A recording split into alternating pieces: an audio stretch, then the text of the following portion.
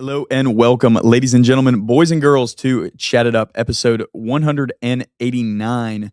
To my right on the wide shot, I am joined with Chase Green and a guy that's going to get to talk again for the first time in a couple of episodes, Joseph Guthrie. We've got a jam-packed show, play-in recap, a playoff preview for the NBA playoffs. As mentioned, we're going to start the show with the college football check-in, and then we're going to finish with a little what we watched. But before all of that, Joseph, tap it.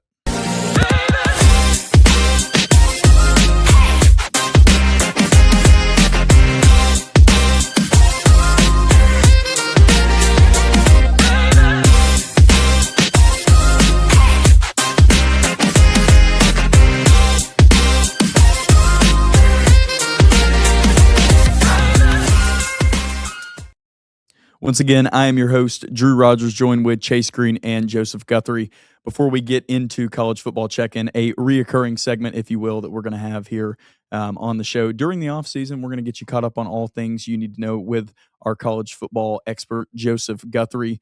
We got to thank our main sponsor. You can see it right here on the television, Ideal Yachts. They are the people that made this entire studio happen.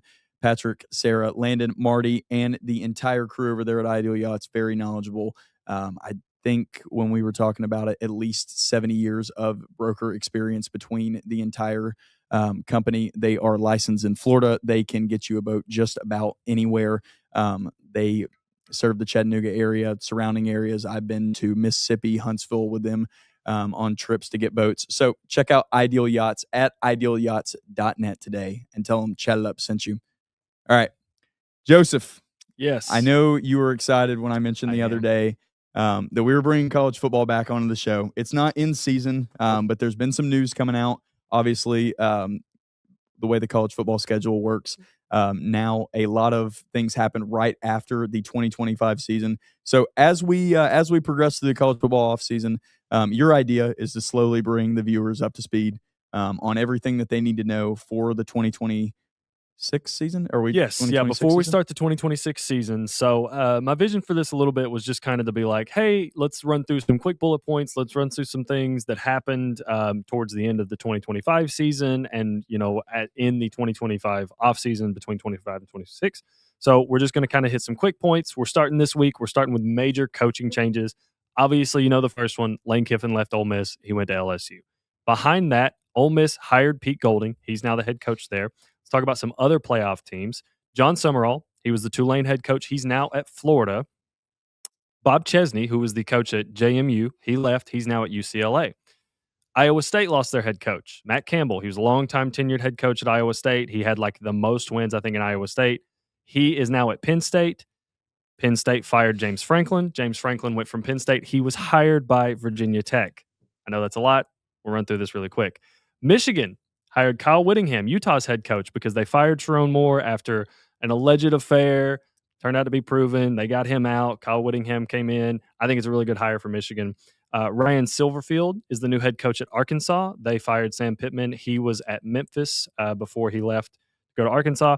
Oregon lost both of their OC and DC. Tosh Lapoy was the DC at Oregon. He went to Cal. Will Stein, sorry, I lost my voice there for a second. Will Stein was hired at Kentucky. He's now their new head coach. Mark Stoops is gone. Michigan State hired a new head coach. They got rid of Jonathan Smith, which I thought was a little bit early, but they hired Pat Fitzgerald. Do you guys remember where Pat Fitzgerald was before last time he was coaching? Northwestern. Do you know why he was fired by Northwestern? I don't remember. Because allegations. In an independent investigation, it was that substantiated allegations of widespread sexualized hazing. That's within right. The football program. Yeah, that's right. I knew it was something bad. Yep. But it was Northwestern, so nobody really not that nobody really cared. Don't hear me say that. Like, it's not Ohio State. It's not going on. It wasn't the Sharon Moore scandal. By the way, charges were dropped. I don't know if you guys saw it the other day. Yeah, they. All right. Well, let's talk about two of those. Let's pick out two of those. Okay. First off, my instant knee-jerk reaction is to go to Pete Golding. Because I think news came out the other day, and if I'm getting Centelled here, somebody tell me. But I think news came out the other day that Trinidad is back. No, he is. Yeah. So Trinidad won his. So I think Trinidad, if I remember correctly, Trinidad filed a appeal was denied by the NCAA, but then filed an appeal like in his county in Mississippi, and that was upheld. So he got his eligibility that way. The NCAA just got bulldozed again. What else is new? But yeah, Trinidad's back. He'll be there this year. They've hired a new OC and new DC. We're going to get into that next week. I just wanted to keep this week to be major coaching changes. But yes, Trinidad Chambliss is back at Ole Miss for another season. Do you think there's substantial drop off? Do you think there's, I don't know, is this a retool year, or with Trinidad, is this coming back? I know Lane Kiffin, not exactly, they were 11-1, right, in the regular season last year. Yeah, that wasn't, I guess, that was probably the standard, but that wasn't the results over the past couple of years. So no, I'd be honest with you. I don't think that was the standard at Ole Miss. I think for a while there, the standard at Ole Miss was like 8-4, 9-3. Like it was like they were not expecting. I don't think they were expecting to compete for. They would have been nice. They wanted to. Obviously, every fan base wants to, but I don't think they were expecting to compete for SEC championships. Yeah. And then when they saw the success that Lane Kiffin was building and rolling, they're like, I think when they got to this year, at the start of this year, it was like, we are now in the expectation level of we should be competing for a spot in the SEC title game. And they did. Ultimately, the only loss was to Georgia, and they ended up avenging that in the playoffs. But now I think you kind of, I don't want to say hit reset, but because Pete Golding did win a playoff game, and he beat Georgia. Like that, you avenged your only loss for the regular season. So I think the expectations are high, but I don't know if I think Ole Miss fans will probably be like, yeah, we expect Pete Golding to have success, maybe, stay in that like 9-10 win range, but maybe not. Yeah, you got to get us back to the SEC. You got to build exactly off of what Lane was doing. But we'll see. I mean, they got Trinidad's back. They kept Kawan Lacey, which I think was huge. They hired the OC from East Carolina. We'll get into that next week again. But yeah, I mean, I think Ole Miss has reasonable expectations again. I don't know if they're like quite as high as they were with Lane Kiffin. Sure. So, yeah. Chase, question for you. We're going to bring you in. Sorry, buddy. You've been kind of sitting in the middle of me and Joseph talking tsunami. Question for you. So you see it up there on the wall. That helmet means something. Last year, nope. You're still going the wrong way. Michigan. Oh, sorry. Yeah. You mentioned that obviously Sharon Moore. You guys talked about that at length on the pod when that happened. But is Kyle Whittingham the answer? Because he is, he's getting up there. Kyle Whittingham, no spring chicken, or is he the stopgap to like Michigan falling into disrepair, Bryce Underwood hitting the portal, like all of this? Or what is Whittingham?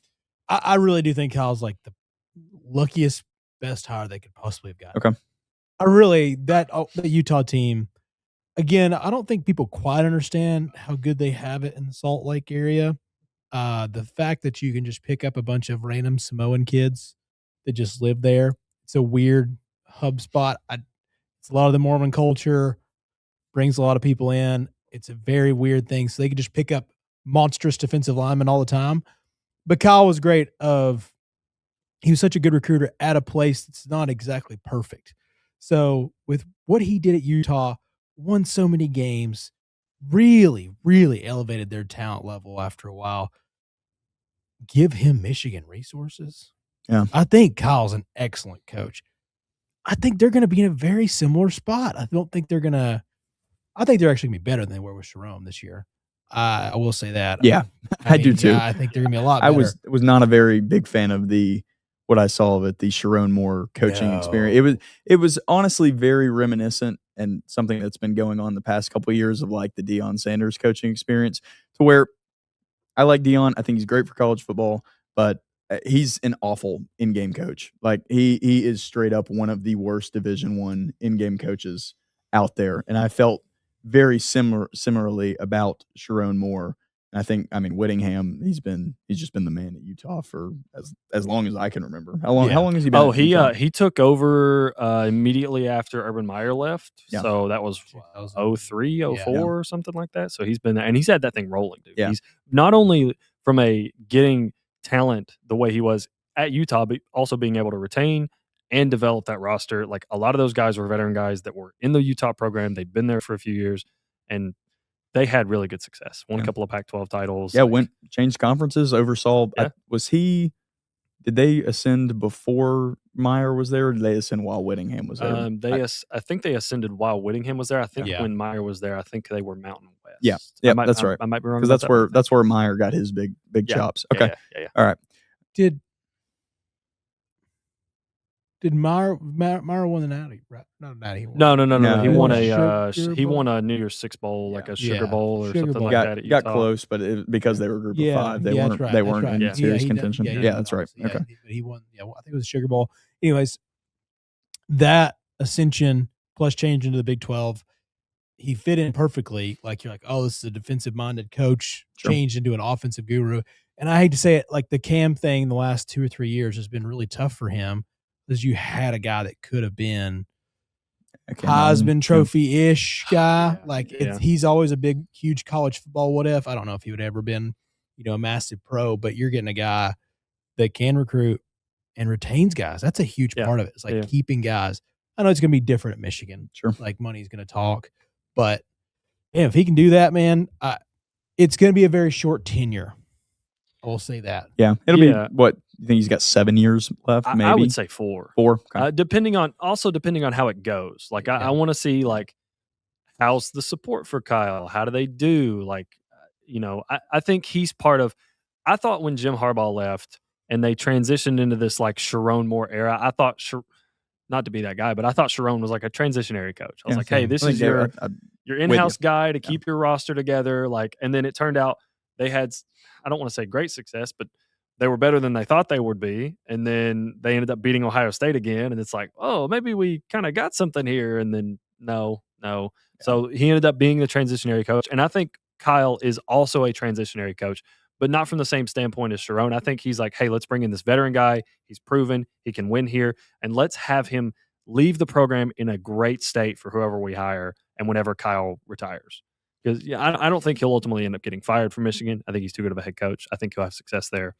But I do think he'll be, on the shorter end of a tenure at Michigan, just because he's an older guy. He's been around the game for a long time. He may not want. There may be something like handshake backdoor deal, like, "Hey guys, I'm out after 5 years, no matter what." Yeah, like, that may be in the works. I mean, dude, it could even be like, "I'm here until Bryce is gone." Yeah, could be. Yeah, absolutely. And it could be, and he'll get somebody else, and I think for him, it'll be a step up. I think you're right. I think it's transitionary, but it's the next step of this. Like, you're going to get to 8 wins on a very regular basis, no doubt about it. Probably get to 9, 10. And I really do think there's going to be one of those years, whether it's, barring injuries or a little different, and it's not as talented of an Ohio State team, or Penn State's not exactly what you thought it was going to be again. And it's like, okay, well, this could be a Michigan year. Like, it just kind of rotates. And I think with Oregon coming in, we'll see what that is again. But I think in a 5-year span that he might have, one of those times he will probably be in a Big Ten championship game. Oh yeah, I feel like there's almost no doubt about it to me. Sure. I think he's a good enough coach, and he can take advantage of a lower tier year for the Big Ten. He can find his spot. One of these years, it's just going to click like it does that random Utah. Like, every 3 years at Utah is like, well, Utah's 7-0 now. Like, and we don't really know what to do with them because they weren't supposed to be here. Yeah, and he's going to find very similar to that. He's going to find a 6 secondary, and obviously, if you got Bryce, I feel like you're going to have a chance. Yes, and he's going to just build up a defense with already Michigan talent and resources, and I think he's going to compete. I think it's a nasty Big Ten in the next 2 years. But I mean, dude, I think we could be 18 months from now doing that. Yeah. I mean, you're rolling into Bryce's third year. Like, this year's kind of your culture year. You set your culture, you do. But again, I think this is also a chance for Kyle to not just do what he was doing at Utah, where like you said, Drew, every rolling 3 or 4 years, you could kind of pop and have one of these really good teams. But like, the resources you have in Michigan, you don't have to wait that long. Nope. You don't have to wait 3 or 4 years. Like Kyle, you can get this done now. And you're Michigan. You're going to attract recruits, especially if if you roll out this year and y'all look better than you did last year. Yeah. And look, they're only getting better as far as like the GM, the transfer portal. Like, obviously they've got theirs figured out in basketball and in football. That's going to turn over, I think, again there. Like, that place has got an established front office. Can only help. More success breeds more success breeds more success until you mess up, for sure. Exactly. Anything else? Yeah, I was just going to round out this list here. So a couple of other notable hires. Auburn hired Alex Golish. He was from South Florida. Brian Hartline replaced him at South Florida. He was the OC at Ohio State. And very infamous for, stacking wide receiver classes. Oklahoma State hired Eric Morris, as well as took from North Texas. Pretty much the whole North Texas roster. They fired Mike. Why that's significant is because they fired Mike Gundy, who'd been there for like 20 years. And he had a really down season. And I thought, I don't know if they're going to fire Mike Gundy just because he has a down year, but apparently they wanted to. Regime change, it was time, so they hired Eric Morris. It was 2 really down seasons. Yeah, that's true. Yeah. That's true. This one was just an this was like this was like, hey, we're not only losing to Tulsa, we're getting beat. We're getting beat. But, that's fair. And then last one on the list, like I mentioned earlier, Bob Chesney left JMU for UCLA. Billy Napier got fired from Florida. He was replaced by John Summerall. Billy Napier is now at JMU. Gonna be great. So you did an awesome job of pulling that full circle on a lot of these. That's like you definitely back in his element. Spiderweb that back in his element. He's so back. And that was college football check-in. That will be all off season, at least one pod a week, unless we have like a guest or something like that. Joseph will be bringing you everything you need to know to get ready for the 2026 college football season. All right, boys. So Joseph, sorry, we got to put you back on the shelf. I apologize. All good. We're feel free. A couple questions. Yeah, please chime in because I feel like we're gonna comedic relief for the NBA response. We're here for you, buddy. We're here for you, big dog. Yeah. So wanted to start. We're gonna shift gears to the NBA. We will do a playoff preview here in just a second, but I wanted to start with a little play and recap. Because gentlemen, I have been losing some sleep. There have been some eye bags developing for me rapidly over the last 2 nights. I told you guys the full story before the pod. We'll save that one for imagination. But I just wanted to start with the playing games, and I was just going to rank them out of 10, like what each matchup was for me. Love that. So we'll start with the lowest rated one. Magic Sixers, 7 out of 10. It was okay. It was competitive the entire way. It was at times intriguing, but it kind of sucked because the Magic are just a train wreck to watch. Duke's favorite, Paolo Banchero, is just sad. It's like it got to the point where he was taking jumpers yesterday, Chase, and I was like, good for the Sixers. Like, thank goodness that Paolo has decided not to go near the rim. It's just he looks like a different guy than the guy you saw at Duke. And like him and Franz don't seem to mesh well at all. Thank goodness Desmond Bain showed up. Like, thank goodness they traded 5 first-round picks because he kind of even got them to the point where the game was close. Anyways, let's see. Trailblazers Suns, 9.5 out of 10. Just fantastic game all around. Denny Abdi, a 40 ball. And then we get to just that both of these games broke the scale. Like there's 10 and then there's like whatever these games were. I guess I'll give the nod to Hornets Heat because it went into overtime, I guess. But Golden State, the 10 seed, Curry comes back 2 weeks ago.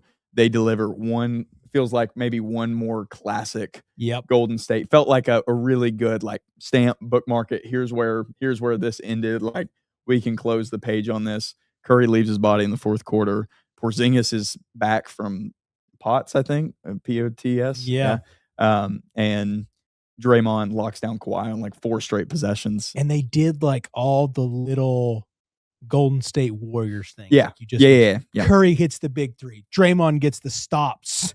Yeah. Porzingis plays well. Al Horford comes up big. Like 4 all those little quarter. Golden State things that just keep happening.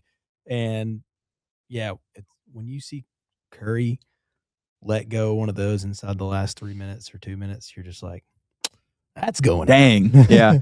Yeah. Curry over his career not been as good as he has not been a clutch guy, to be honest with you. Like many times. Like very, very seldom throughout his career was he one of like the top 10 guys with the ball in his hand. I was scared of. Like, he had the 2016, the Curry way downtown bang shot. Like that. Yep. That kind of sticks in everybody's mind. I do feel like as his career developed, though, is like, this guy misses a lot of threes late. But I feel like the last couple of years have just been, if he has space to breathe, like he just knows. He just knows, like, it's going in. And then Hornets Heat, man. What more can I say about this game that's probably not already been said by everybody? I mean, 3-4 different times fourth quarter, thought Charlotte was dead. Like, I'm sitting there at my parents'. I was picking something up, and I'm like, all right, I was with my roommate. I was like, all right, let's go. Like, let's leave. And of course, like they just keep plugging away. The Hornets show every single problem that they have within their team. LaMelo trips Bam. LaMelo 2 for 16 from 3. Like Grant Williams is on the floor for some reason in crunch time. I'll never understand the NBA's obsession with sneaking this guy into crunch time lineups. And I love it. Anyways, Kobe White hits a miraculous shot, which is then undone by Tyler Hero hitting a miraculous shot. And then that gets undone by LaMelo Ball committing a turnover and a foul on a three-pointer. And then he undoes that by making a layup 3 seconds later. And then Miles Bridges jumps to Flint, Michigan, like to block Davion Mitchell's game-winning layup. It was fantastic. As much as the Curry, like seeing Curry, Kawhi, all those guys, maybe for the last time in this scenario, like if you had to ask me who I think wins, I think the Suns are going to win comfortably. Like I think they gave that Portland game away. But it was good to see one more. But this Charlotte Heat game, like I really thought, like, and I hate the Heat. They're the one NBA franchise I just can't. I won't ever be able to stand them. Yeah. Anyways, one thing I wanted to ask Chase, specifically just to anybody, but this is what the play-in my opinion, is supposed to be. It is good, not great teams fighting for a chance to extend their lives in a single elimination scenario, except if you're the 7 or 8 seed. But for the most part, single elimination scenario. I think we need more. I am so okay with making the first round a single elimination. I'm just kidding. For the most part, like these games, and I say this, this is ultimate recency bias because as you you're well versed in the very well. well. Yeah, you've got like a residence there. Like you got a little camp. You can pull up a chair. They're like, Chase, welcome back to the television. Yeah, it's time to play the Bulls. It's right after March Madness. I'm getting back into it. I've watched a couple regular season games. I'm into it again. Yeah. It's time to play the Bulls or the Heat, and it's like, and then of course this year delivers the gems. But basketball, the reason March Madness works is always better when there's ultimate stakes on the line, when your season's done if you lose. So that's why Game 7's the best words in college basketball or in NBA. So it's like, I'll say this. The NBA really needed these play-in games. Yeah, for sure. Because to end the regular season, those last couple of weeks were god awful. Oh yeah, I was telling you guys there was a Saturday afternoon where there was one game within 20 points. One game within 20 points. Like either guys were resting, and there was I think 11 teams that were done by the 60 game mark. That just threw away the season, and some of that had to do with injuries to stars. Some of that was intentional from the beginning. Some of that was the Kings, but like, dude, you're right. They needed it. Like I was gonna watch as much as I could, anyways. But you degenerates that can watch all the bad games. Sure. That's not. I was gonna watch as much of it as I could, anyways. But now, I feel like they've kind of just like give us that spotlight. Like there's like, again, this is kind of their spotlight, and I felt like the playoffs have kind of underdelivered for a while now. Like. Now, the Pacers run was cool. They got some momentum with that, the Thunder being so good, but I feel like we're primed for just an all-time postseason, especially with what we're about to get into with the playoff preview. Yeah, and the top end playoff teams are all very good.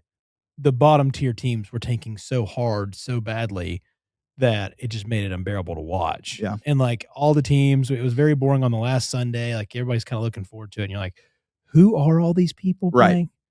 Did you know Bez Mabang? Or that may not even how to pronounce his name. I don't know. Yeah, Jemai Meshack. Yeah. Did you see he had the worst triple-double of all time? Yeah. Worst triple-double of all time.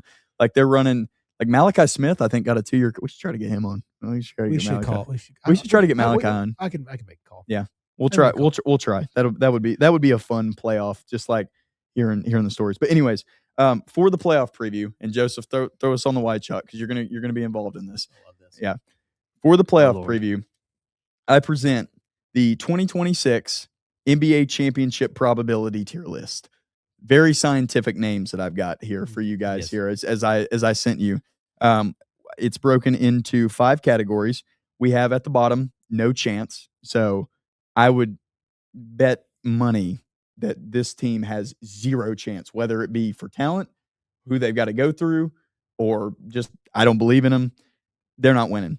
We have a couple teams in 2025 Pacers type run, which is like because people forget that Pacers team was not supposed to go anywhere. They're supposed to lose to Milwaukee in the first round before they made it to the finals last year. We've got a couple teams there. It was like maybe situationally, maybe breaks the right way. Okay. We've got can win, which I'm excited to talk about that one. And then we have the favorites, which I think everybody can probably guess. I may have left out a team that people would have thought of. But we'll start with the no chancers. We've already talked about them, but I would like to give I'd like to take a bow, or I'd like them to take a bow. Go ahead and exit stage right.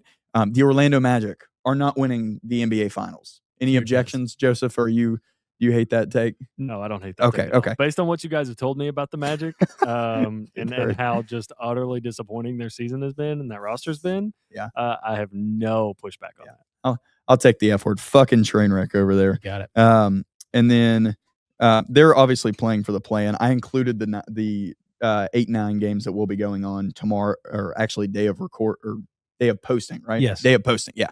I included those teams in here. I have the Trailblazers. Hey, look, as fun as it was to watch them beat the Suns, I'll be honest, their offense is like completely Denny dependent, or it's Drew Holiday and Jeremy Grant. And when you're when you're giving me that formula, you're not winning. No objections there, gentlemen? No. What's crazy is this is like a good for the Trailblazers, because I thought the franchise was going to go into turmoil for the next 4 or 5 years. Yeah. This is a great turnaround. You made it this far. Yeah. And seems like they've somewhat stabilized Scoot. Hey, Scoot versus Wemby, 2022. That was the biggest story in basketball. Scoot versus Wemby, round 1. We've made it. Yeah. Now we have it. Not the way we thought we'd get here, but also shout out to my boy Caleb Love. Everybody thinks that he may be better than Scoot. So it's like stop, guys. Stop.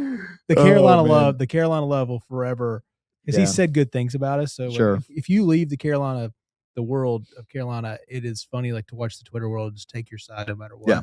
So everybody's like, well, he may be better than Scoot. And I was like, let's pump brakes. Caleb Love, if we were giving out like fake awards, definitely holds the award for my favorite off-season video before the season, where he was at like a Sixers open run and he tried to tough guy VJ Edgecombe, and then VJ Edgecombe immediately gave him a bucket. Man, come on down. I remember that one. Come claim your trophy. Oh, and by the way, these the tier list, this is in ascending order. So the Magic were last. You're like truly ascending. Yeah, okay. Truly ascending order. Next up, Hornets. Hey, I love them. I went to their stadium this year. I had a fantastic time. Buzz City is alive. We should have had playoff basketball in Charlotte for a long time. But they have too many problems. They don't have a big man. Too many problems. They're so fun. They might even win a game. Yeah. They can win a game because they can take one off the Pistons. Yeah. They can score at will. They can get a bunch of buckets. Just very young. Yeah. Very young. Like they're depending on Moussa Diabate and Ryan Kalkbrenner and Grant Williams to run the big man rotation. And man, Kalk's so scary. Yeah. Dude. Yeah. Oh yeah. Kalk. And I mean, when I was in Charlotte, they played Embiid. Kalk had nothing for him. Not one thing. Like Embiid, I mean, didn't even look like he was trying out there. So that will be a consistent theme for all those reasons. RIP Con Knipple, you're not winning the Rookie of the Year now. I'm sorry. That 2 for 12 the other night really put a damper sucks because because Coop's not even going to get a game where he can look bad in a playoff scenario.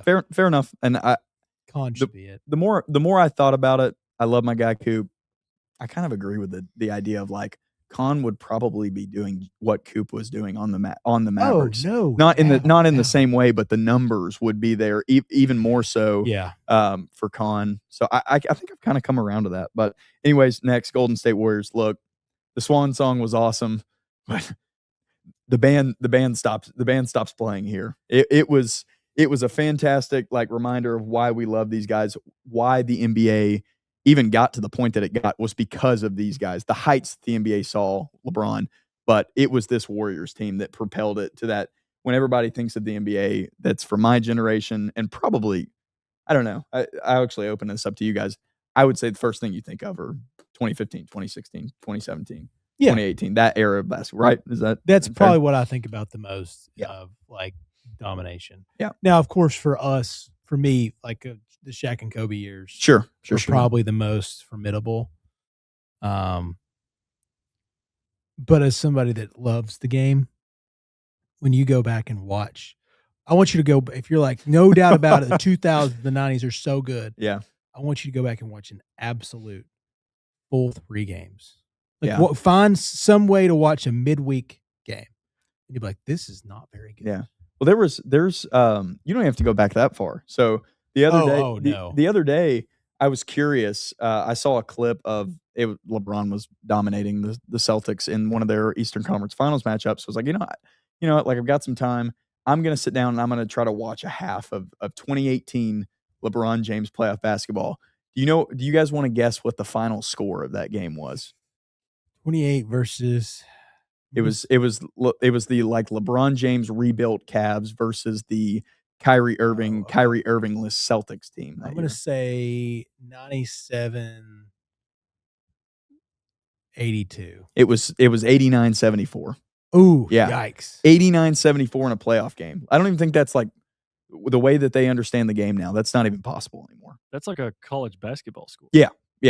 So, yeah, we've truly come a long way. When people say the NBA is boring, they mean that guys are too damn good at the game now. I mean, that's truly what I think. But anyways, Golden State Warriors, I don't really think there's a whole lot more to say about them. They're just too old. They don't have the talent, and their road would be knocking off the 1-seeded Thunder and then turning around and playing the 2-seeded Spurs. So we'll move on to and I flip-flop these next two teams a lot, but I'll just keep in the order because it doesn't matter. They're not winning. I had the Phoenix Suns. They simply are at a lack of talent disparity, and I am starting to wonder if their superstar is a superstar. D-Book? I have not been very impressed with the Devin Booker experience this year. The numbers are there, but every time I've watched the Suns game this year and I watched the final 4 minutes, and they've been on national television. They were in the NBA Cup. I'm like, why is Dylan Brooks and the rest, why did they feel more important to this game than Devin Booker? Like, I looked up and I was telling the guy I was watching the game with the other night, I was like, Devin Booker has like 5 points. And then I looked at the box score. I was like, oh, he's got 19. I was like, I don't feel like Devin Booker has 19 points right now. Like, there's a lot of free throws going on. Yep. There's a lot of terrible, terrible mid-range fadeaways that he was really good at for a long time going up. And I feel that the league has maybe caught up with him a little bit. I don't know. Yes. I'm not there yet, obviously. I want to give Booker some grace because I understand that last year's Suns were just calling them a train wreck would be an understatement. But I want to give him some grace of like, he's finding himself in kind of a new role of like, hey, I like my teammates again. Look at this. They don't hate when I take shots. So I'll give him some grace. But all that to say, like, Oso Ighodaro and Colin Gillespie, they don't add up to a championship level basketball team. Yeah, so. I would honestly, in my mind, I almost put them below the Hornets. To me, that's a good point. Just because I think, you know what, there's no rules to this. I'm switching. All right, I'm gonna put them behind the Hornets. There's no rules. Yeah, this is written on a piece of notebook paper. So Phoenix Suns are behind the Hornets now. And then I was surprised that you didn't comment on this, Chase. I actually found myself believing that Toronto Raptors have a better chance to win the 2026 finals than this is the last team in the no chance group. Again, it would be like the difference of 0.1 to 0.2, I guess, or 0.01 to 0.02. But I kept looking up and down the roster. I'm like, I kind of like that guy. You know, there's some playoff experience there. You know, I think Scotty Barnes is on the right path. You know, RJ Barrett, who's got a fourth option like RJ Barrett? Yeah. Almost no one. And sometimes RJ Barrett doesn't know he's the fourth option. I think he thinks he's the sixth man. But yeah, he really like they got Mamu coming off the bench. I don't know. And the fact that they're in the Eastern Conference and they get the Cavs first round, I just kind of thinking to myself the way the bracket lines up. You know, what if they get a terrible Harden series? Or what if D-Mitch goes down with injury? Because D-Mitch goes down with the injury, Cavs are done. Like, held that team together for months. So, I don't know. I don't have a ton more to say about the Raptors. I kept like thinking, well, would I rather have this Raptors team as a whole, or would I rather bet on, would I rather bet on the fact that the Warriors health is going to hold up for this many games, or like the Suns are going to use the power of friendship? I decided on the Raptors to round out the group. Yeah. And they are the 5 seed. I mean, and one thing I wrote in my notes here, the Raptors went 500 for the last 60 games of the season. They just feel so middle of the road. Yeah, they feel. I hate to say this. They feel like the Hawks. There you go. That's exactly the point I was getting to. Yeah. Yep, absolutely. They feel like the Hawks of old. Like, you've got a really good player, but Scotty's what? At best, top 40 in the league, 30. Yeah, 30 maybe. I'd have to run through it. That'd be a tough one. I mean, Ingram, like, he's there. He's doing Brandon Ingram things. I get it. Like, I mean, you got some good guys, but like Josh Smith, Joe Johnson, like, that's kind of the same. Yeah, kind of the vibe. It kind of feels like the vibe. Like, yeah. The reason I landed on them, I was like, the Suns can't throw an Emmanuel Quickly out there in the spot that they can throw Emmanuel Quickly out there. Yeah. Like, the Warriors don't have RJ Barrett as like this luxury of like super ultra talent, but just looks like he probably didn't have the brain to do it at this level. Like, or the Warriors don't have a Jakob Poeltl that they can just like rely on against a smaller opponent. So, I just ultimately, I don't think it's going to matter. I think the Raptors are at best a second round exit, no matter who they play in the second round, whether it's whether they would get, how does the bracket line up? Yeah. I think they would get the, who are you asking about? The Raptors. Yeah. So the Raptors, that's another part about like they would go Cleveland, and they'll get the winner of Detroit and Charlotte. So would you take Charlotte over the Raptors in that situation? Like if Charlotte, no, I think they're like, Charlotte's too chaotic. I think that'd be a very good series. Actually, it'd be fun, be a lot of fun. But I think the buck stops with the Pistons for either of those teams. No doubt. I really think that's a 5-gamer with the Pistons, if healthy. All right, Chase, congratulations. We made it to 2025 Pacers type run, and you may have noticed. I sure did. There was not your favorite team in the no chance group. The first group of the 2025 Pacers type run, the Atlanta Hawks. Congratulations. Thank you. There is a shot. We actually have a guy who, again, not true superstar status. Sure. Great statistical performance. Super young guys. Actually, some good veterans. I think we've got the best kind of version of CJ McCollum. Did you guys see his comment whenever he got signed to the Atlanta Hawks? I don't know if you guys saw this on Twitter. No. CJ's in a time where he's like, I've made a lot of money, gone to a lot of places. This is a paraphrase. But I'm really trying to find a home and not have to move my family again. Sure. Because he's like, hey, I want to help you guys win. So whatever I got to do. Yeah. They've been 27-14 since he said that. Yeah. So it's like, we've got the right guy, and he's been able to get buckets, especially in late in games. I don't know what everybody else was doing with Alexander Walker, but he's found his perfect niche. He was sitting behind Ant. I mean, yeah, it's a little excusable when you think about a little bit. He was sitting behind Ant, and I mean, it's not. He was playing crunch time for the Timberwolves last year. Like, everybody keeps throwing that. He averaged 9 points, and it's like, yeah, but like, he was out there the entire game. It was just like the shots weren't there for him, and now the shots are there.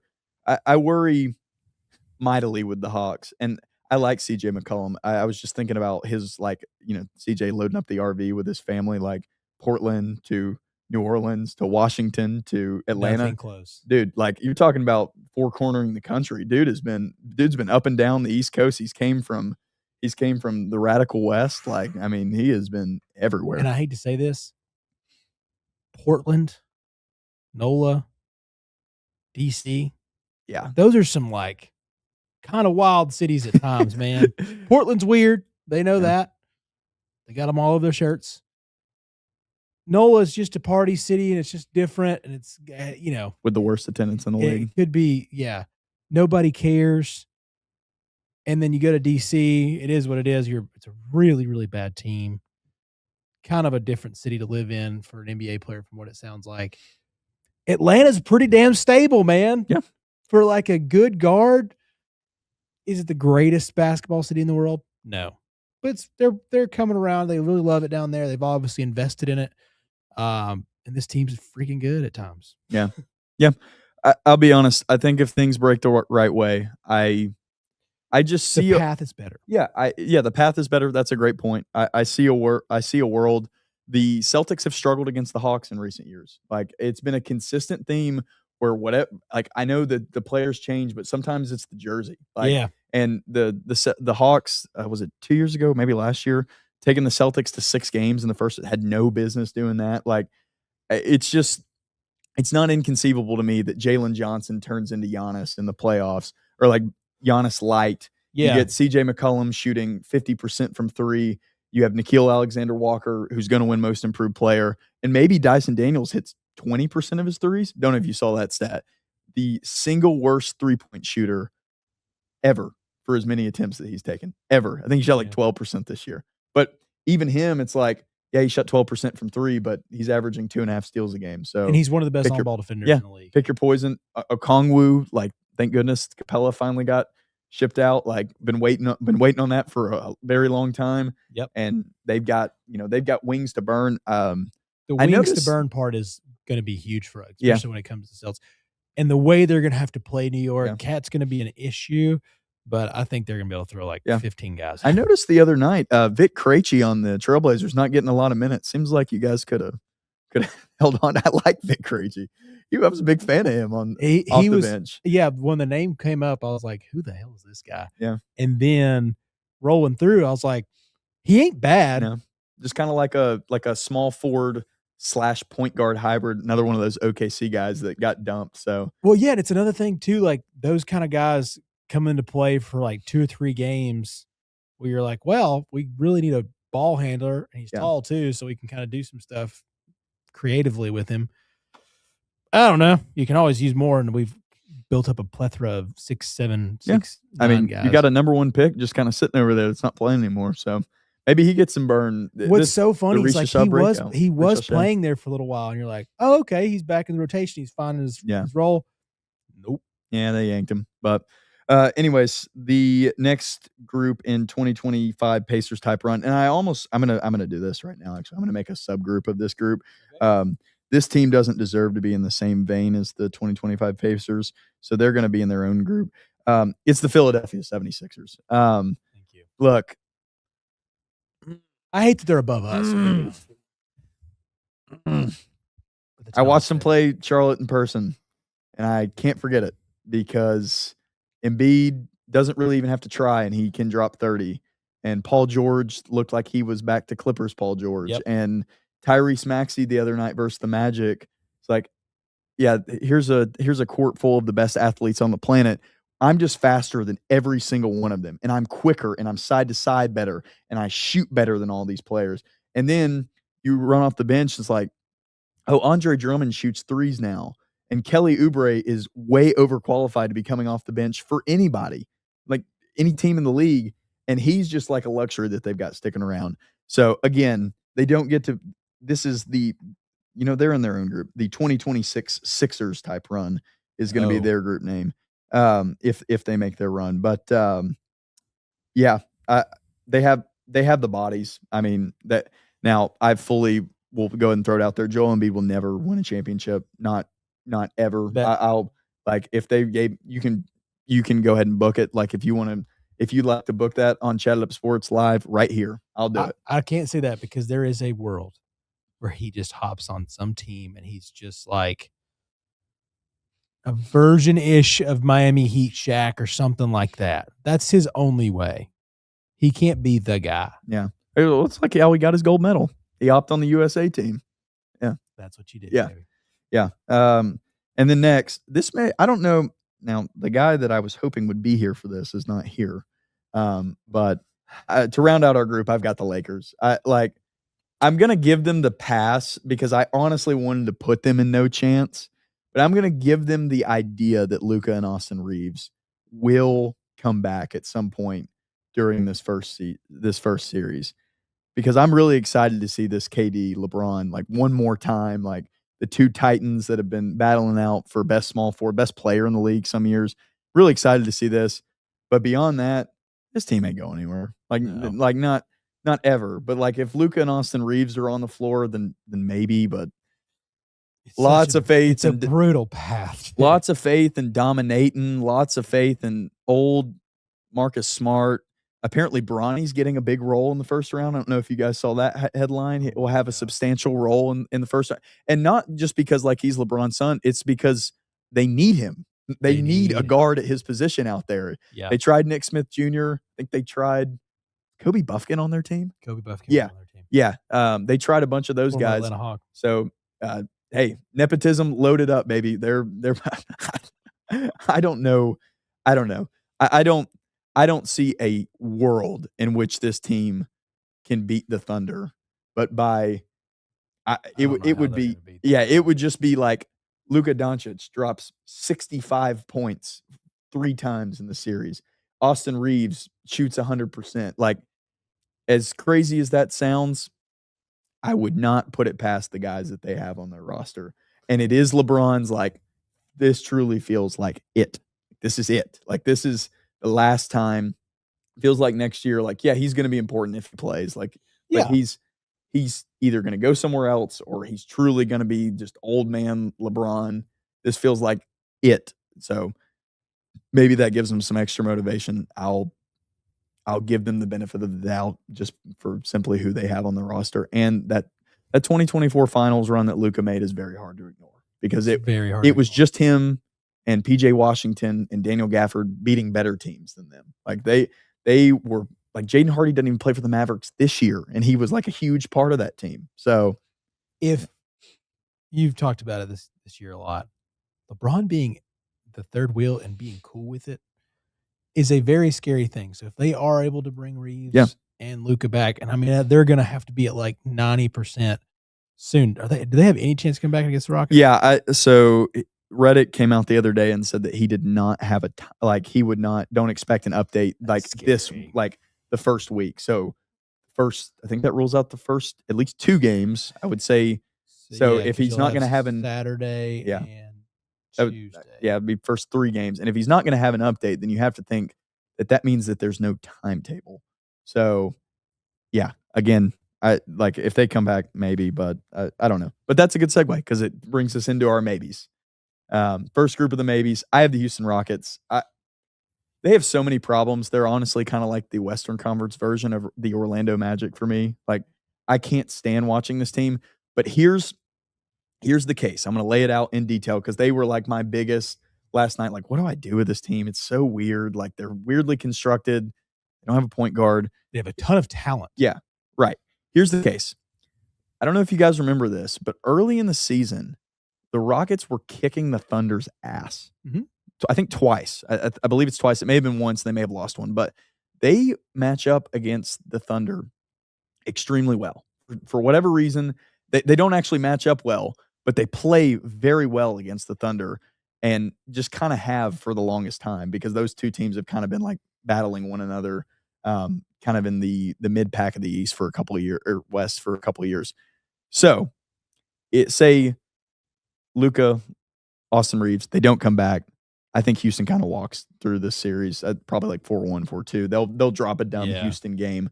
But if there was one team that is underqualified to beat the overqualified team, I would say it's the Houston Rockets versus the Oklahoma City Thunder. And then you got to pray that you get the Nuggets. Because they match up horribly against the Spurs. Like, running Sengun out there against Wemby is just it's over. But running Sengun out there against Jokic, although not ideal at all either, but it's a little better. They still have Durant, who is their only offense within the last 5-ish minutes of games. That's the disaster with them, is like, despite all this talent, you have one guy that knows what to do with the ball. Yeah.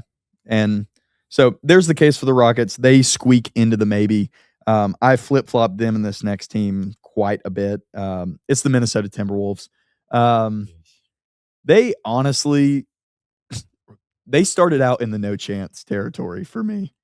They worked their way because if they didn't qualify for the 2025 Pacers type run, because 2025 Pacers type run kind of there's an element of surprise of like, what the, like, this is not really what the, this is like, hey, you guys should have been a top 3 seed this year. Like, you guys don't get to be in the 2025 Pacers club. So I have the Timberwolves. Ant seems to be coming back healthy. I'm not going to put it past Ant-Man to be absolutely enthralled that his appeal got denied today for All-NBA and Cade and Lucas got accepted. I'm not going to put that past a psycho competitor as extra motivation in the tank. Goodness gracious. They have showed me periods this year where they are able to beat the best teams in the league. Ant-Man has showed an ability to be an alpha in a game full of alphas. Yeah, like the best alpha. Randall has had his moments. He's been rough down the stretch. They have some fun pieces. Bones Highland, they've Gobert still. I know Gobert is much maligned. I get it. It's such an easy target for what they gave up for him. He's still one of the best help defenders in the league. He still holds down one of the best defenses in the league. So that is the case for maybe, and they also could avoid the Thunder until the Western Conference Finals. Yeah. The thing about the Timberwolves is like you're just like this fit's just not there. Yeah. And when it's so funny, I saw some tweets going around a couple days after we dropped that pod where they would love the John Morant thing. Like cuz it does feel like they need a little something else. They need some juice. They're missing it. Like Julius, I love Julius. Like Julius is one of my odd favorite players to watch at times because he can just do so much. But like you mentioned, it's coming down to the end for him of his player arc, if you will. Yeah, for sure. So like him getting back into that, it just doesn't feel like this. Just doesn't feel like a championship roster. I get it. Ant makes that big of a difference. It could be more of like a Luka Mavs run version than a what the heck. That's a good comparison for sure. Yeah, because Ant could get pissed. Ant does have that ability. If Wemby wasn't such a freak, Ant should be the face of the league for the next 5 years. Sure. Like that should be it. Personality, looks, way he plays. That should be his game. Yeah. It just doesn't feel like it's going to happen unless something changes. Yeah. I don't think so. I don't think it happens for him this year. I'm with you. Like how they're playing there, the nose chance with their talent and having Ant alone, you can't do that. Sure. Yeah. They moved countless times last night while I was doing this exercise. Final team in the maybe tier is the Cleveland Cavaliers. Again, they're a D-Mitch injury away from no chance, I think. Same kind of case for the how would they do it? Huh? How would they win? Yeah, sure. I mean, their path is honestly not, not impossible, I would say.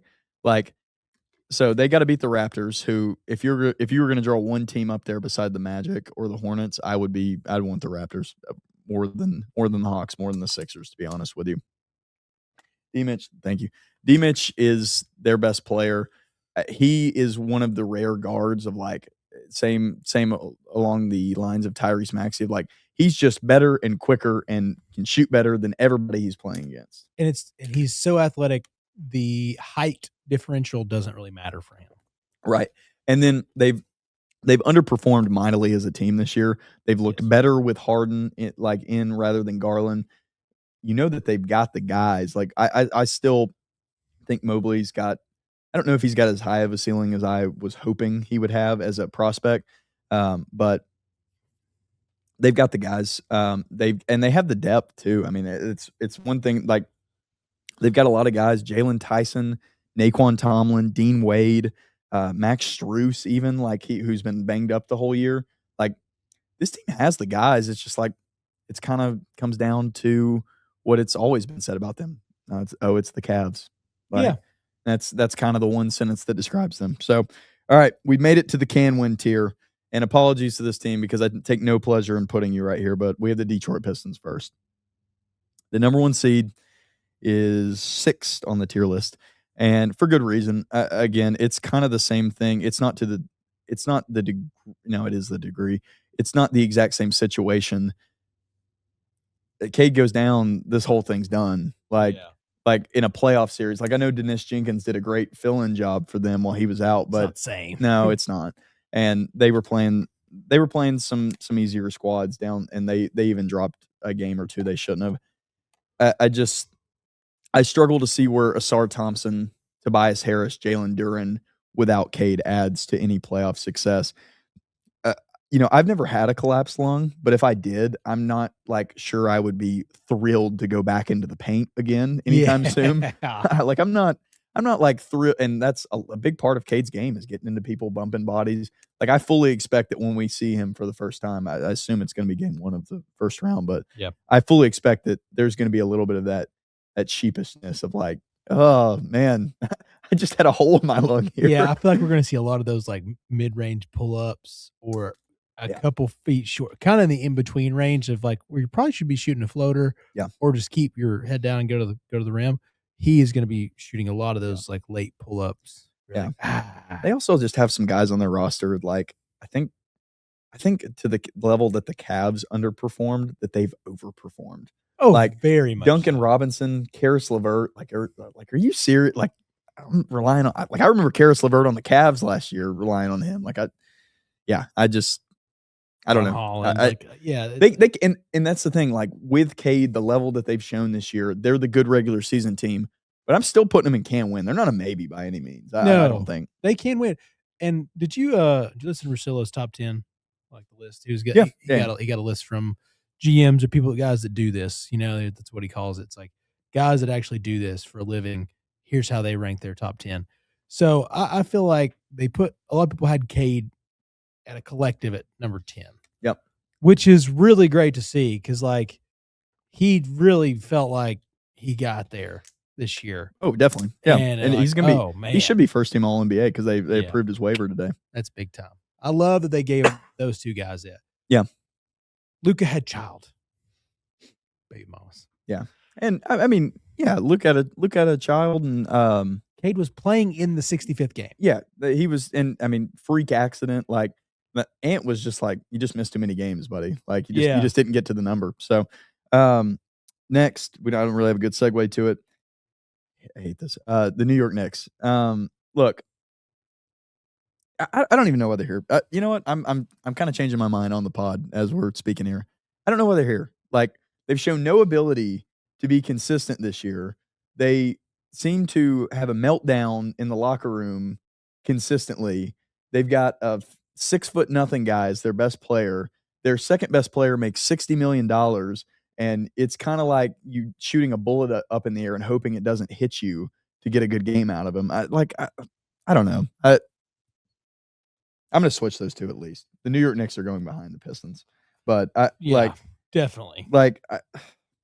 I don't know. It's just I remember that Celtics series last year and thinking, how in the world is this Knicks team not beating the dog piss out of us? Look at these athletes that they can run on the floor at the same time. Look at who they've got out here. No team in the league can boast OG and Mikal Bridges at the 2 wing spots except the Celtics. But you've got a 30-point-a-game guy here and one of the best shooting big men of all time here, and they're still a little underwhelming. It is amazing, especially when you got to see what OG and Bridges got to be on their own little teams there for a while. Yeah. You're like, oh, wow. There it is. Those guys, OG not so much a 30-point-a-game guy. Bridges had times. You're like, oh, yeah, he could be this on a Nets team. That's where you go to show, oh, I can go score 30 a game. I can go have some fun, do whatever I want. Maybe when Cam Thomas is on the bench. Yeah, when Cam Thomas is on the bench. That's a damn for sure fact. But and they're the third and fourth options. And you have a guy like Josh Hart who can do it all. Yeah. I didn't even talk about him. And then Kolek has kind of blossomed into a nice little piece. They've got this Diawara guy that who knows what he is, but I'll be honest. Mitchell falling off a cliff has been the worst thing for them. Yeah. And I don't know. Until they show me, I don't believe it. But again, it's just. And these guys are close. It's not like they've been playing together since college. Yeah. You talk about that roster, and it's the pieces are there. They should be a favorite. They're spending an obscene amount of money on this team. Obscene. More than that's the thing. Because I was looking at the Knicks and Celtics. I was comparing them.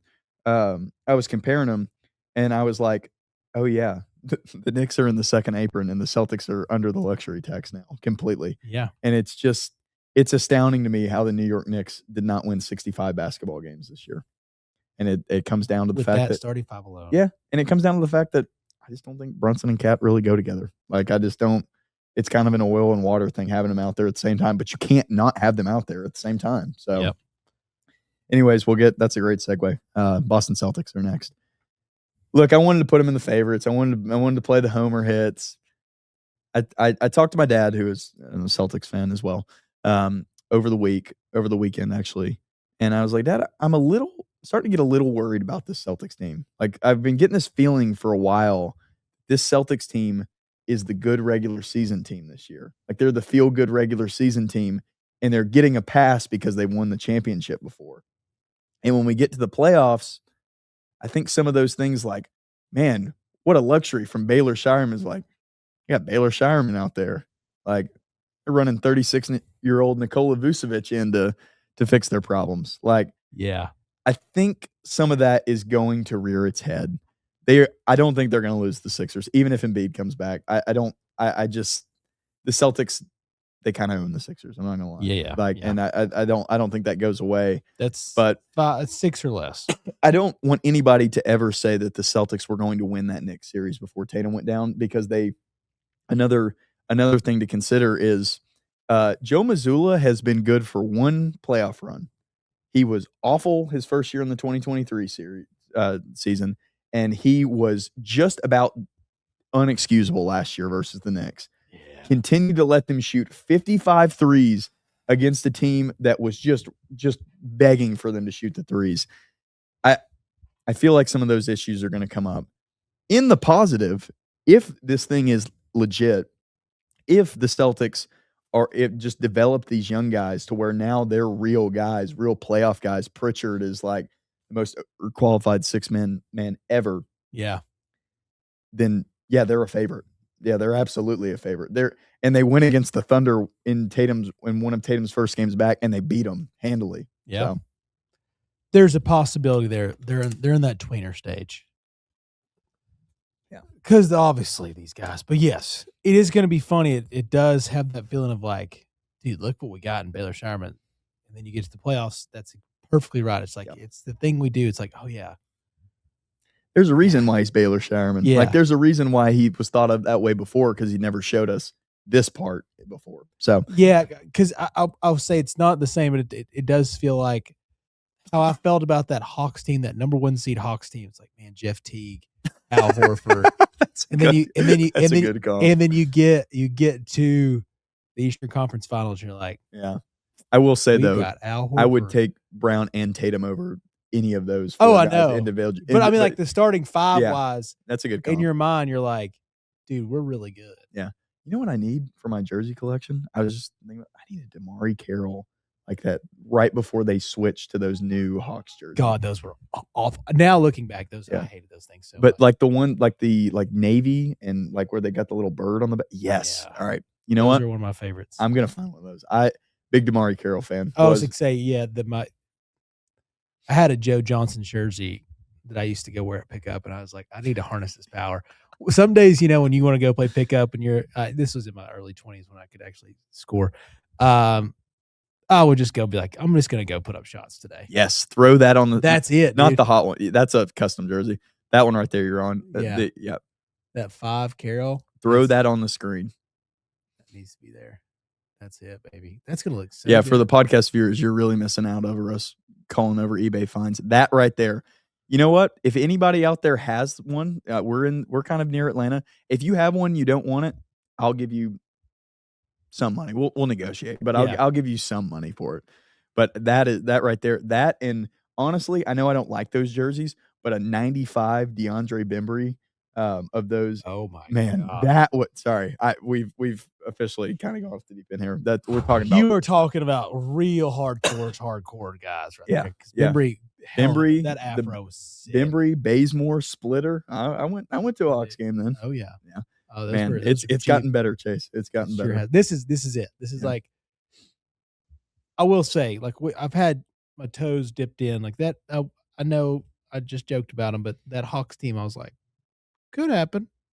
At least a good Eastern Conference Finals run. Yeah. The Trae Young years, I hated it so much. I just I'm so glad the Trae Young experience is over. Now that he's gone, I can definitely say it. I hated it. I didn't like him as a player. I thought it was just a disaster. Like, yeah, I get why young kids like him, but not my kind of guy. Never going to win. See you, bye. Steph without the important Steph stuff. Yeah. Yeah. Yeah. And it's like, he's the same thing. It's like, you guys don't watch basketball. Yeah. Fair. All right. Wrapping up the can win category. My toughest omission from the favorites category. I've got the Denver Nuggets. Why are they not in the favorites category? I don't know. I would like to see them win 60 games one time. That's true. Like, can you guys I understand Aaron Gordon was hurt. Peyton Watson was hurt. I get that. Can you guys win 60 games one time so I can feel good about putting a 52 win, or what were they, 56, 54 win team? A 54 win team as a favorite? Like, I get it. Stuff happens. Like, but can you win more games than the Boston Celtics without Jason Tatum, who aren't paying the luxury tax? Like, can you figure it out? The reason that they should be in the favorites is that Spurs game, right? What was it, like game 78? You can't bet against Jokic, man. You never can. And every time he's on the floor with one of these guys that everybody looks at as like face of the league, even though he's got 3 MVPs and a championship. And yeah, I know he says he doesn't care, but I know as a competitor, like you feel like as soon as you walk out there, you're like, all right, F this guy. I'm going. Yeah, you don't put up. Well, I was going back to that game. He put up 40, 13, and 8. Yeah. On 13 to 25 shooting. Yeah, I know you say you don't care. Yeah. So you don't go put up 40, 13, and 8 on somebody. And I mean, another, you know what, Chase, good job, bud. They made it to the favorites category. Good job. Starting off the favorites category. The only reason I say that is because we hit a new stratosphere with Jamal Murray. That was about to come out of my mouth. Okay. Is like, not only has Jamal Murray proven that he is one of the best playoff ascenders, we now have Jamal Murray like playing at the level that he had played in those 2023 playoffs during the regular season. So good job. You're right. The Denver Nuggets made the favorites list. I also didn't want to have like I didn't want to have 3 West teams and no East teams, but it's just kind of how it shook out this year. And I'm going to do the thing that I should have done the whole time. I'm going to switch them in the Spurs. Sorry, San Antonio, you're too young. You are, every historical metrics says you should not be able to do this. Now, if there was a team to do it, it's going to be this really fun Spurs team with an alien.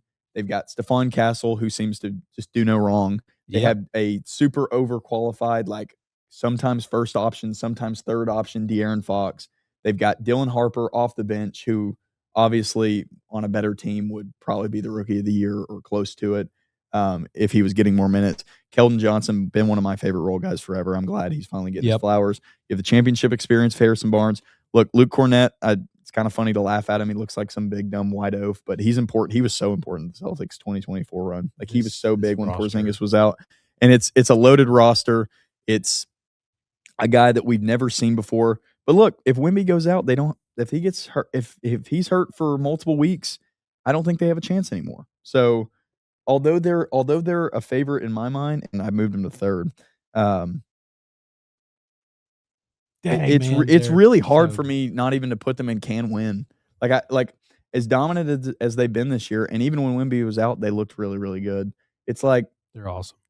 They have the veterans. It's like they still have the veterans that you normally don't see on a team like this, where it's like the young, fun team. It's like the Thunder we keep going back to the Luka year. It's like the Thunder that year. It's like they just didn't really have the veterans. They just had a bunch of young guys that it's like a team you would draft on 2K when you're drafting. You're like, oh, I know he's going to have good potential. Like, but this team kind of has that hole patched. And then number 1, no surprise. I mean, do we need to say a whole lot? I mean, they're Thunder's not. Yeah, I mean, like they just have such super role players, and then they have the guy who's going to win the MVP, and then they have the guy who's going to come in second in Defensive Player of the Year. And they have a guy who's played like 15 games this year, but he gave a 40 ball to the Lakers, or not 40 ball, 30 ball to the Lakers. Like, yeah, I don't know who stops them. Like, it was fun to watch the Celtics beat them on a regular season game, but playoffs are different. And that beating them 4 times. Kason Wallace, Alex Caruso, Lou Dort, like Chet Holmgren over a 7-game series.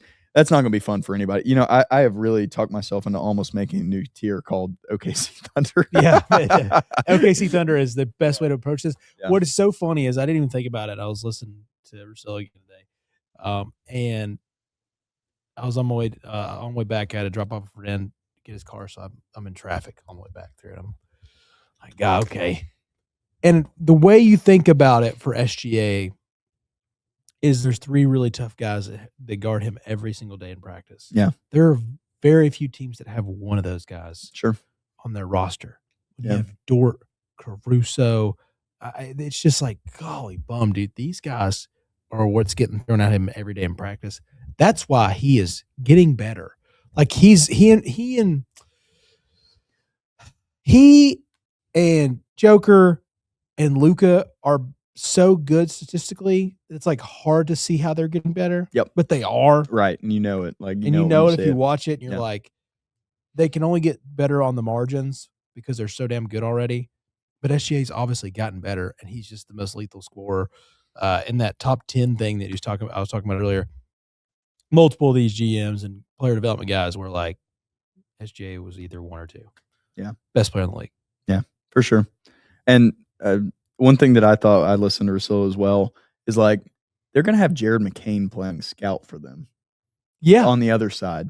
Like they have a guy who potentially will be maybe an all-star, maybe who knows with him, but like the Timberwolves showing their media of like Joe Ingles playing Luka. I was like, you know,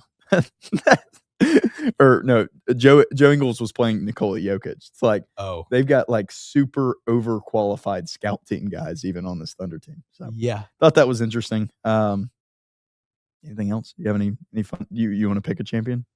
I'm going to pick who I think it's going to be. Yep. It's going to be the Oklahoma City Thunder. Yep. Versus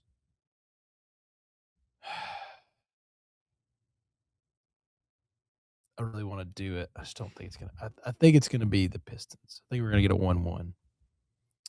Almost there. Who I kind of want it to be, I would really like Spurs Celtics would be a good one. I think so too. I think Spurs Celtics would probably get your most viewership. For sure. Definitely because classic franchises. The first time somebody watches Wemby, like I'm sure people have kind of heard, like, you know, their kids talk about it. Sure. It's the NBA Finals. It's the only thing on. And everybody's like, holy shit, what is this thing? Yeah. Yeah. Because he will change rules in the NBA. Like, we're about to get a Shaq version of 2027 or 28 basketball. He's going to be so good that it's going to be disgusting. Yeah. I think that's who I want. I think we're going to have a really good NBA playoff run. I'm very excited. Me too. I'm kind of looking forward to it for the first time. And then, yes, because I actually think this Hawks team can win a series and do well. And it makes me feel better about myself. But Jalen Johnson forever. I went back and forth. I didn't write it down. I don't know.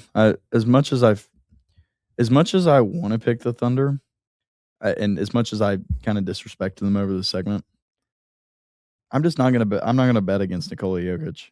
I'm gonna take. Do it. I'm gonna take Nuggets Celtics. Nuggets Celtics will be a good one. I'm not gonna bet against him. Like, I think he can figure out any team in the league. And when you have a guy like Nikola Jokic, you don't put Alex Caruso on him. You don't put Lou Dort on Nikola Jokic. You can't. Like, you're done.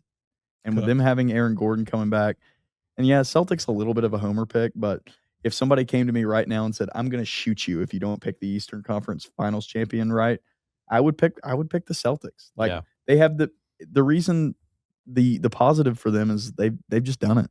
They've done it. Like, they know what it takes. They've already had the heartbreaks, the failures. Like, they're kind of playing with house money too. They weren't supposed to be here at this point in the season this year. So, and not only that, they have two guys that are experienced, and not only experienced, they're two of the top 15 guys in the league. Wherever you want to put Jaylen Brown, obviously to me, Jason Tatum's top 7, 8 guys in the league. Sure, yeah, sure. And they've also got just a plethora of like guys that good role players. Yeah, Pritchard. And I like Missoula. Yeah, I fucking like Missoula. Psycho. Yeah. All right, we're almost done. We got to wrap up, but we're gonna finish with my favorite segment, honestly, even though he's talked about the NBA. Yeah. What we watched. Joseph, do you want to start? Please. Oh, Jason. okay. Come back in. Oh gosh. All right. Cool. I'm still here, guys. By the way. Thank you for being a great producer over there. Yeah, of course. I like pushing my little buttons over here. Let's see. What have I watched? All right. Let's get in the weeds. If you know, you know, and I know you guys listen. We know. I get it. Okay. Free Run season 2. If anybody out there is a Free Run fan, I've started it. The first season was perfect. I could not wait for the second season to finish. It finally did. So I've been watching season 2 of Free Run and just finished up Sentence to Be a Hero, which, if you know, you know. Epic shows, absolutely epic shows. Go ahead, Chase. I'll do the same thing we talked about pre-show. I'm watching The Boys. I don't know why I keep staying up late to watch it every week. I mean, I know it's only been 2 weeks, but still, we know what's going to happen. It feels like they're just trying to up the ante every week. It's getting weird. I can't stop watching, but I want to stop watching. It's a strange show that gets stranger, and it's okay, but I just have to finish it now. The Boys, I don't know.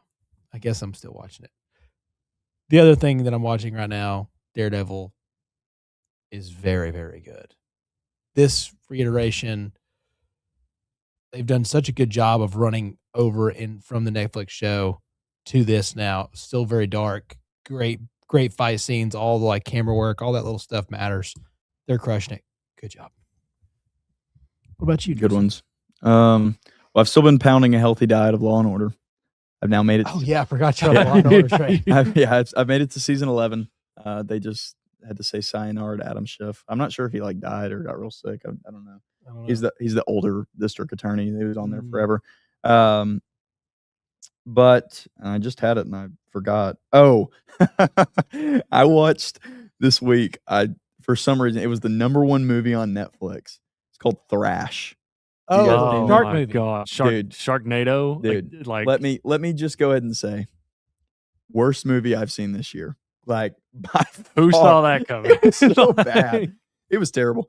It was, played all the hits. There is some gore, and there's main characters have a little bit of plot armor, and there's scary sharks and horrible acting. The acting is just they should honestly be ashamed of themselves. But I don't know. I looked at my friend, and I'm gonna go and spoil this movie so you guys don't have to watch it. I looked at my friend, and in one of the plot points is a lady. One of the main characters has a baby during the thrashing. I've seen this.